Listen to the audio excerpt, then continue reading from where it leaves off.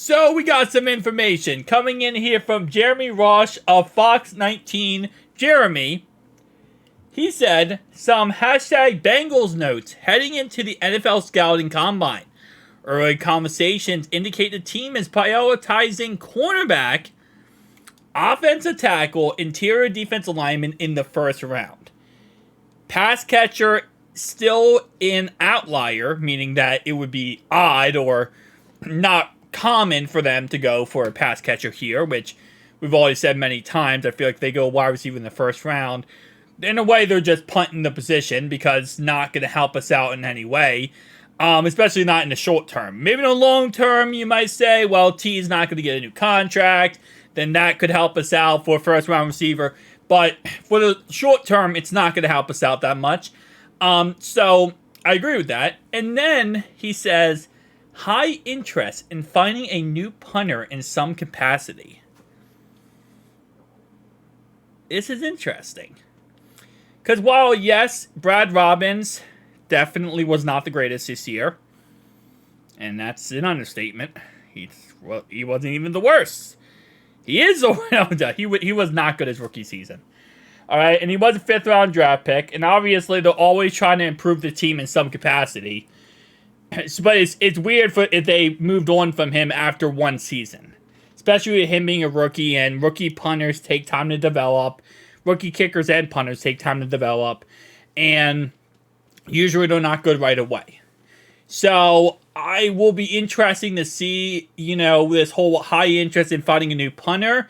I wonder if they mean for competition purposes. Bring someone in, see how they look compared to Brad Robbins, especially in training camp, OTAs, all that kind of stuff, and kind of figure that stuff out. Like bring in Tommy Townsend, right, of the Chiefs. See how he competes with, our boy. And maybe Brad Robbins beats him out. Maybe Brad Robbins doesn't beat him out, right? And then you kind of have a general idea of where to go on from there. But this is why, again, I've said this in my video, I think it was like 3 days ago. I said this first round this year is more unpredictable than any other year we have ever had in Bengals history. And the reason why is because we could really go anywhere with this pick. And a lot of it is not in our control, in all honesty, right? A lot of it comes down to random things happening. There's a run for offensive tackles. Well, we're probably not taking a tackle. There's a run for defensive linemen. Or, crazy things happen and trades happen, so quarterbacks get selected, and there's a run for quarterbacks. Well, Brock Bowers might be on the board. So this situation is going to get really, really interesting.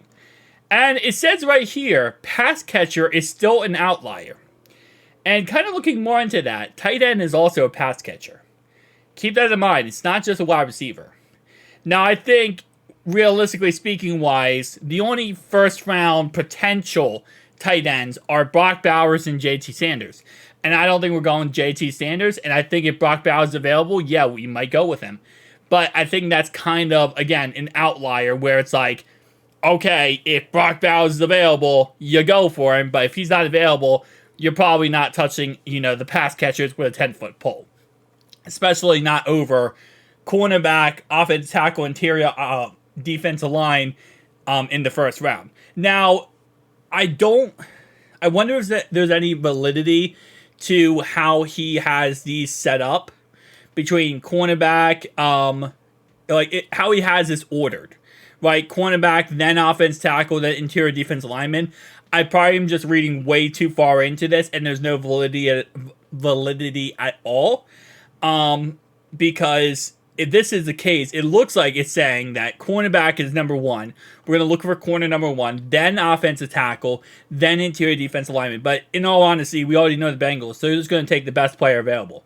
So if it ends up being the cornerback is the best player available, they'll probably take a corner. If it's an offensive tackle, they'll take an offensive tackle, interior defensive lineman, etc. Right? So D-tackle, defensive end, whoever. They're just going to take the best player available. But it's kind of funny how he has this, organized. It would be interesting if in reality they're buoyed, they did have a cornerback number one. Now, there's a lot of good corners in the first round of this, upcoming draft. So, again, there's a lot of different options you could go with. So, I mean, yeah. I still can't believe if we move on for Brad Robbins after one season. And again, I know he did not look good his rookie season, guys. I absolutely know that. But it's like no punter usually does. Kickers, maybe they're a little bit quicker. Justin Tucker looked amazing after his rookie season, but he's going to be a Hall of Famer. Money Mack looked great after his rookie season, but he's going to be Hall of Famer. Like, I get that, but like at the same time, it's like you got to give this guy a little bit of time to develop. But again, it is what it is. It's a fast-paced game. It's a fast-paced league. No one has time to sit there and let certain players develop, especially not punters and kickers. When there's so many that come into the NFL every single year and so many on free agency and so many just waiting for an opportunity, it becomes very difficult to sit there and say, okay, well, we're going to wait for this guy to develop because you can always get somebody else. And it's not like a halfback or a quarterback or wide receiver where, you're really downgrading and going to the bottom of the barrel and just hoping for a gem. There's usually at least one or two, maybe three decently okay punters or kickers in free agency or in the draft or in undrafted free agents. So, and just have them come in and see what we can do. Yeah, it does make sense. The first comments on this post, if they pass on Bowers for a corner, I would be fuming. Yeah, no, I think if Bowers is available, I think he's number one. I think he's going to be the auto pick. I don't think he'll be available, but if he's available, he's going to be the auto pick. And then someone said, if we take a corner, I'm going to effing lose it. I feel like cornerback is very much like wide receiver. It's not extremely like wide receiver because in the end, we're going to lose Cheeto, so we're going to lose someone. Actually, no, it actually is like receiver. We're going to lose Cheeto. We're going to lose Tyler Boyd. We still have T. Higgins. We still have Cam Taylor-Britt. We're going to, we still have Mike Hilton. We still have Jamar Chase. DJ Turner. We still have Yoshi, right? So it's kind of literally like the same concept here. Yeah, I don't want to take a corner in the first round. I really don't. And again, like I said, at the end of the day, just my personal opinion. But I would love it if Brock Bowers is available, you take Brock Bowers. If he's not available, you take the best offensive lineman you can. Or, unless it's only Mims and Guyton left, then you take the best defensive lineman. Defensive tackle, most likely. And again, that could be anywhere. Zerhan, Newton. I mean, if Dallas Turner was somehow available, maybe we take him. There's a couple options available. I know Turner's more of an edge rusher, but still, I mean, there's a lot of options available.